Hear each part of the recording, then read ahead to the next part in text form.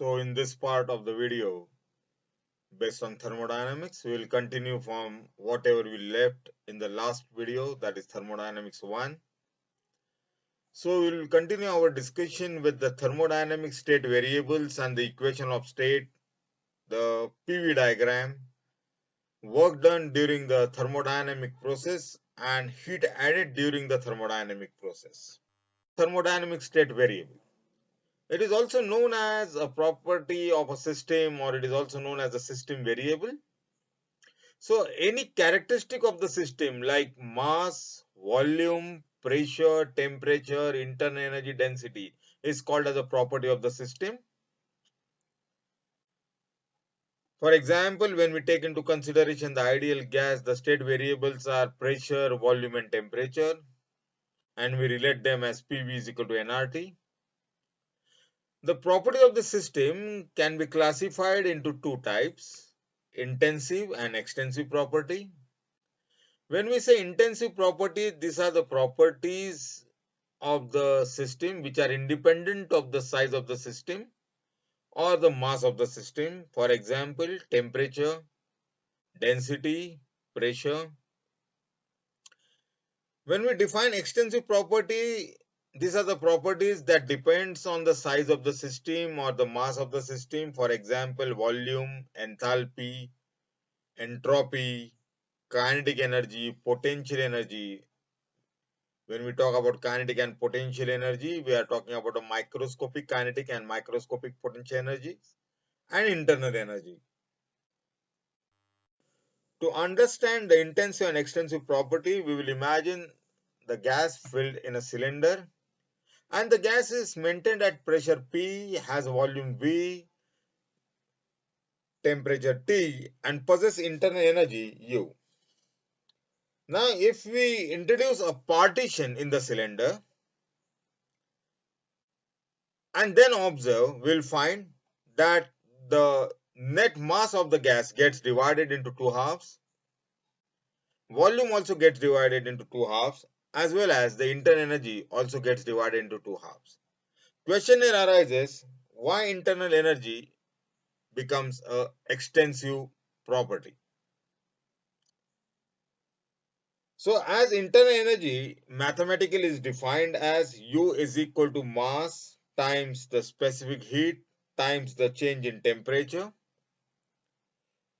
So it depends upon the amount and the state of the substance. So mass, volume and internal energy becomes the extensive property. On the other hand, if we try to check the temperature in both the halves of the container, the pressure in both the half of the container and density in both the half of the container, we'll find that they are same in both the halves of the container. So they become intensive property as they are independent of the size or the mass of the system, that is the gas molecules.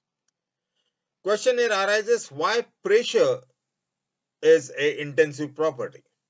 According to the kinetic theory of gases, pressure P is equal to 1 by 3 rho square of velocity, that is the square of RMS velocity.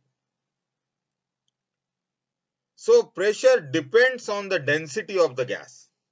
As density remains the same in both the compartments, therefore pressure also becomes the intensive property. Now we will learn the concept of thermodynamic equilibrium. Let us first see technically what is this thermodynamic equilibrium. The state of the system, like pressure, volume and temperature, is uniquely specified at a time. We say that the system is in thermodynamic equilibrium. Now, what do you mean by the statement that the state of the system like pressure, volume and temperature is uniquely specified at a time? That means you can uniquely define the value at that particular instant of time, that this is the value of pressure, this is only the value of pressure, there cannot be any other value of pressure. This is only value of the volume and this is only value of the temperature at that instant of time. For this to occur, the process should occur very slowly, which is also known as a quasi-static process. The thermodynamic equilibrium gets classified into three types: mechanical equilibrium, chemical equilibrium, and thermal equilibrium. When we define mechanical equilibrium, to understand this concept, we consider that there are no unbalanced forces acting between the system and the system and the system and the surrounding. If this is observed, then we can say the system is in mechanical equilibrium. The system is also said to be in mechanical equilibrium when the pressure throughout the system and between the system and the surrounding remains the same. Next point, chemical equilibrium. In case of chemical equilibrium, the chemical composition of the system remains the same. For this to occur, inside the system, there should not be any chemical reaction that should go around. Thermal equilibrium. When the temperature of the system is uniform throughout and does not change with time, then we say that the system is in thermal equilibrium. Thermodynamic state variable and the equation of state. The thermodynamic state variable describes the equilibrium states of the system. Now, we are aware that when we talk about the thermodynamic state variables, we take into consideration in general pressure, volume, and temperature and relate them with each other using the ideal gas equation, as pressure into volume is equal to nRT. Therefore, if you keep the number of moles of the gas fixed, that is the small n is kept fixed, then we get two independent variables. It could be pressure and volume at constant temperature. It can be pressure and temperature at constant volume, or it can be volume and temperature at constant pressure. Now coming to the very important point in thermodynamics, the pressure volume diagram known as the PV diagram. What is PV diagram? The graphical representation of the equation of state of the system, that is the gas, is called the PV diagram or the PV curve. So in the given figure, you can see that it represents the change in volume with the change in pressure. So if we plot a graph of pressure against volume at constant temperature, it is also known as the isotherm graph. So in the given figure, you can see initially the gas is filled in the cylinder, and let us imagine that the piston is at some point A. The piston is experiencing of pressure P1 and the gas within that limit of that cylinder is having a volume V1. The gas is allowed to expand under isothermal conditions. And after some time interval, the piston gets displaced in outward direction, or there is outward displacement of the pressure, and the piston reaches point B. In this case, the volume has expanded. That means the volume has increased from V1 to V2, whereas there is a drop in the pressure observed from P1 to P2. So the work is done by the gas on the piston.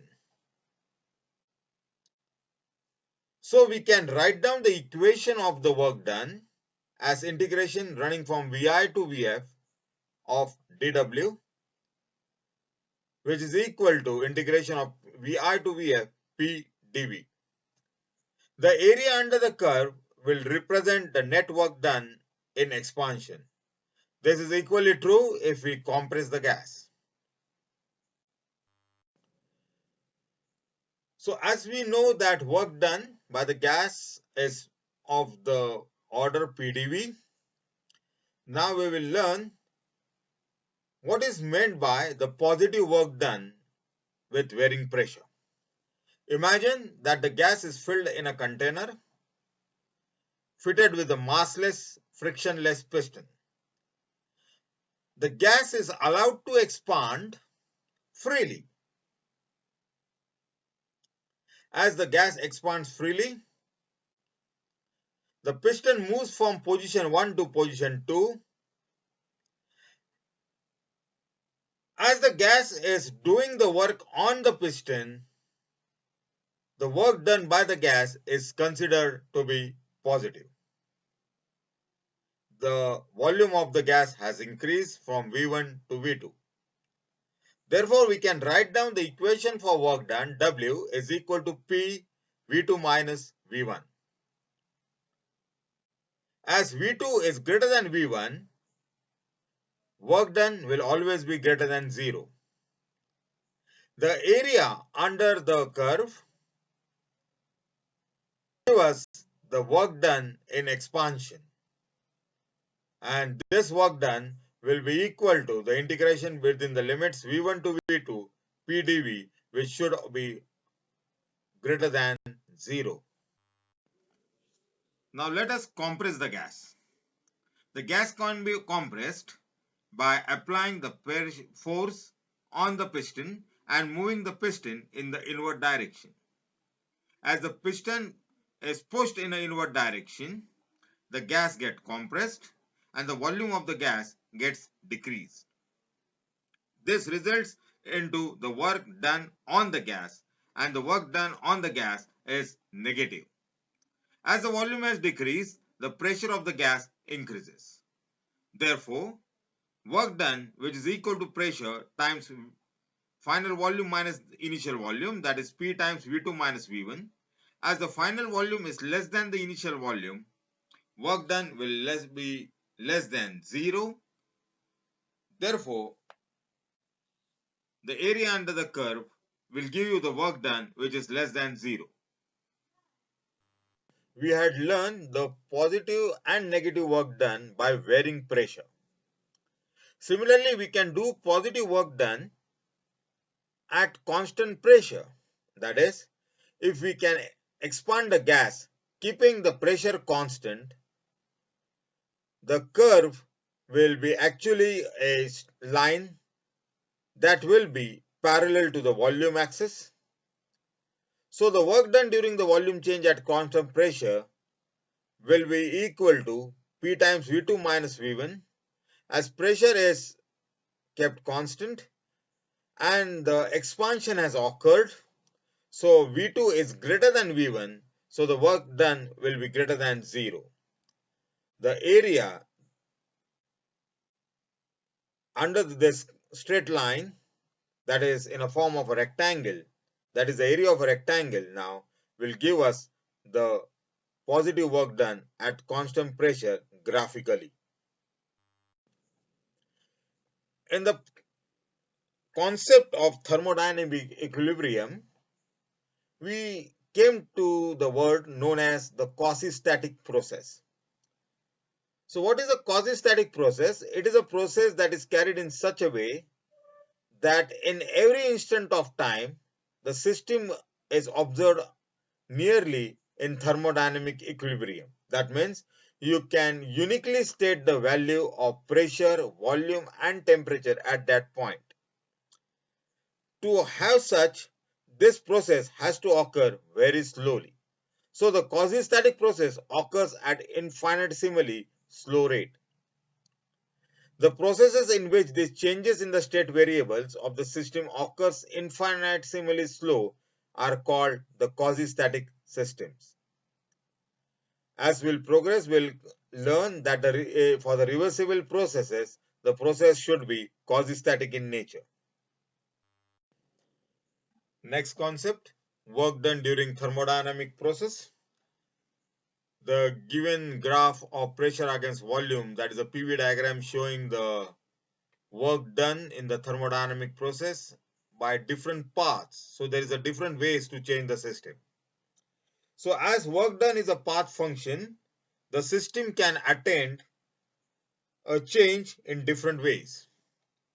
So consider a system in a state having pressure Pi, that is the initial pressure, and volume Vi at point A.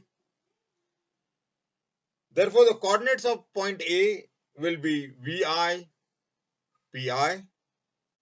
The system attains the final state B, and the coordinates of the system at point B will be Vf, Pf. Now we will see the work done in the thermodynamic process step by step. Consider step 1. We can see in step 1, both pressure and volume are changing, or both are varying as the time progresses. So in this case, both volume and pressure varies. As volume increases, there is a decrease in the pressure from Pi to Pf, and so the work done by the gas is positive.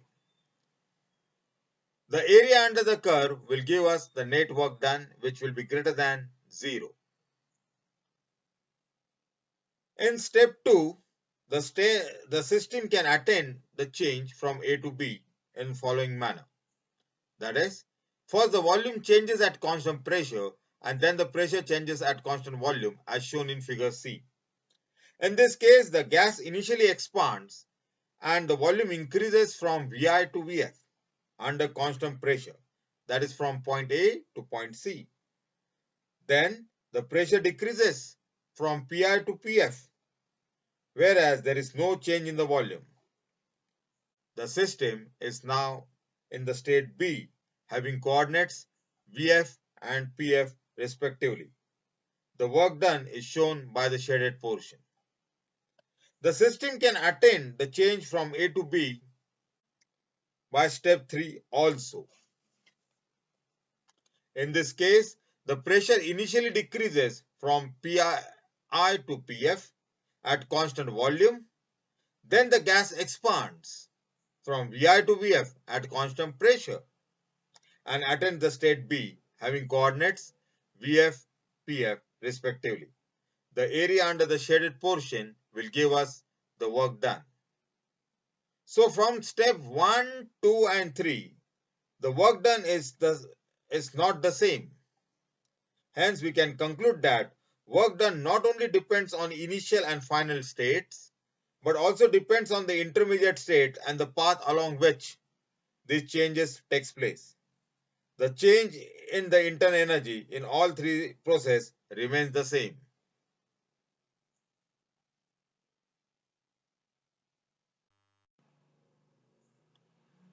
Now we will learn the concept heat added during the thermodynamic process, that is the concept of isothermal expansion.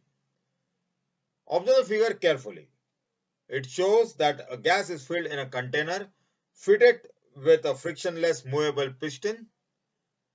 Let Vi be the initial volume of the gas, and the gas is maintained at constant temperature of 300 degree Kelvin.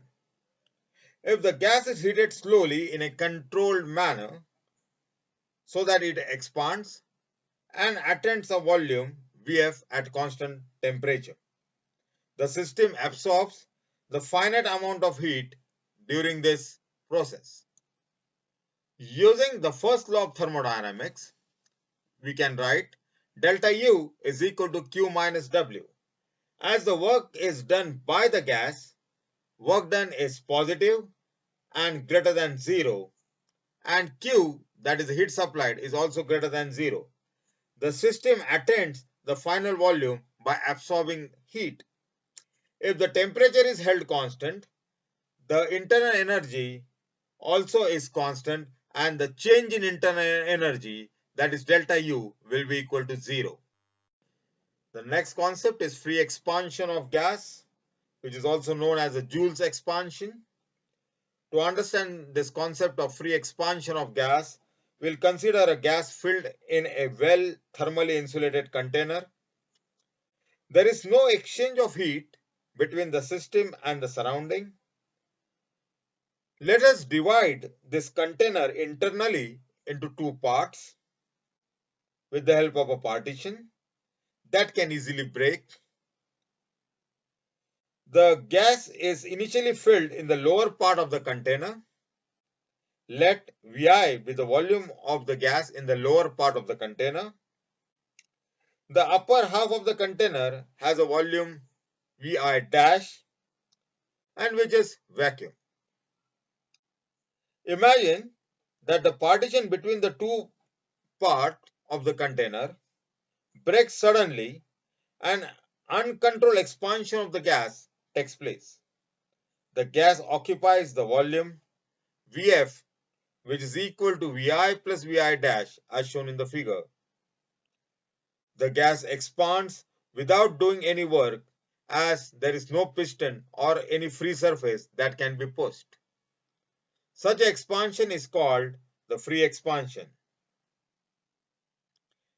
As this system is thermally isolated, it cannot exchange heat with the surrounding.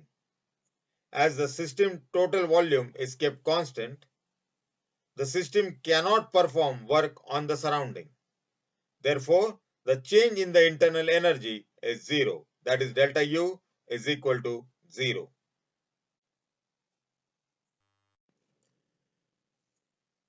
Now let us see what is the difference between reversible and irreversible process.